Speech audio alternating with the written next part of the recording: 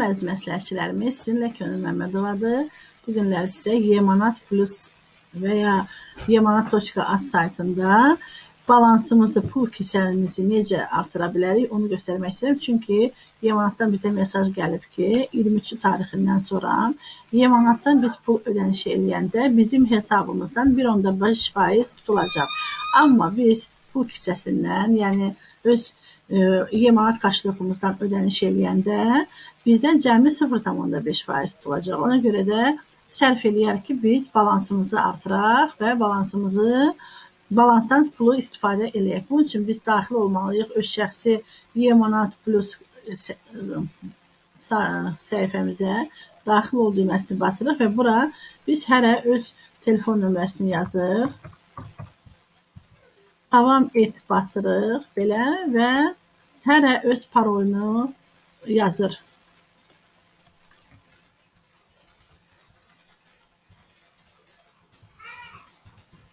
Və davam et. Mən daxil oldum öz səbətimə belə və burada mən səbətimə deyəndə ki, pul kisəmi görürəm. Burada balansımda 38.92 qəpik var. Yemanat.az saytında mənim qeydiyyatdan keçdiyim səhifəmdir. Burada balansı artırmaq üçün mütləq biz plus işarəsinə basırıq.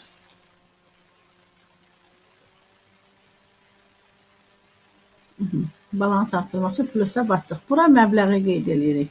Məsələn, mən bura 100 manat pul kisəmə artırmaq istəyirəm. 38 manat idi, qoyulsun 138 manat. Davam et və bunu təsdiqləyirik.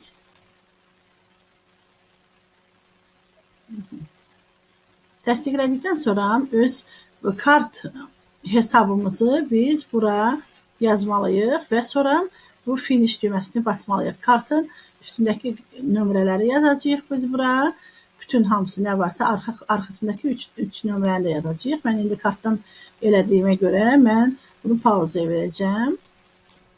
Finish düyməsini basdıqdan sonra bizə belə bir səhifə gələcək və burada bizə telefonumuza kod gələcək. Həmin kodu bura yazacağıq və təsdiqləyəcəyik.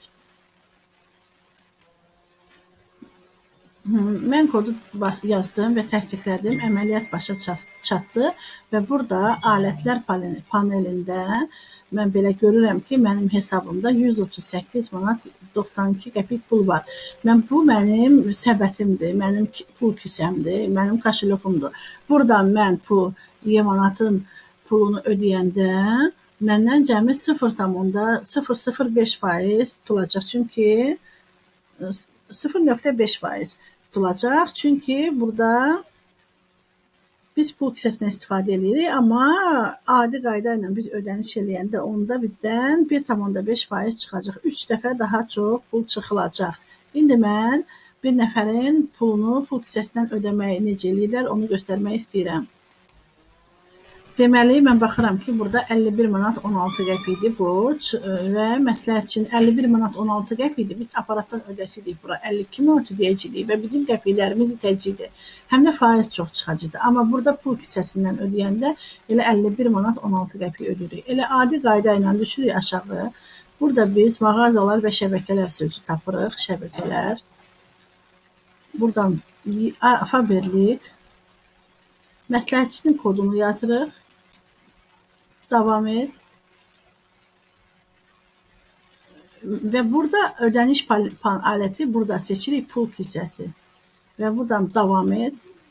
Və 51 manat 16 qəpik. 16 qəpik bir daha yoxlayıram görüm burada belə idi. 51 manat 16 qəpik. 51 və komissiyanı hesabla ödəniş et. Aha, все. Ödənişimiz oldu. 51 manat 16 qəpiyə biz ödəniş etdik. Bu hissəsindən 25 qəpik cəmi bizdən komissiya haqqı tutuldu. Adi qaydada biz 1 manat ora ödəyəcəydik və pul hissəsindən ödəniş daha sərfəlidir. Qalan pulumuz da burada alətlər panelində qaldı. 87 manat 50 qəpik. Hamınıza xeyirli uğurlu olsun. İstifadə eləyin, xeyir qazanın. Yəni, Faberlikdə bizə bu onlayn ödəniş çox rahatdır.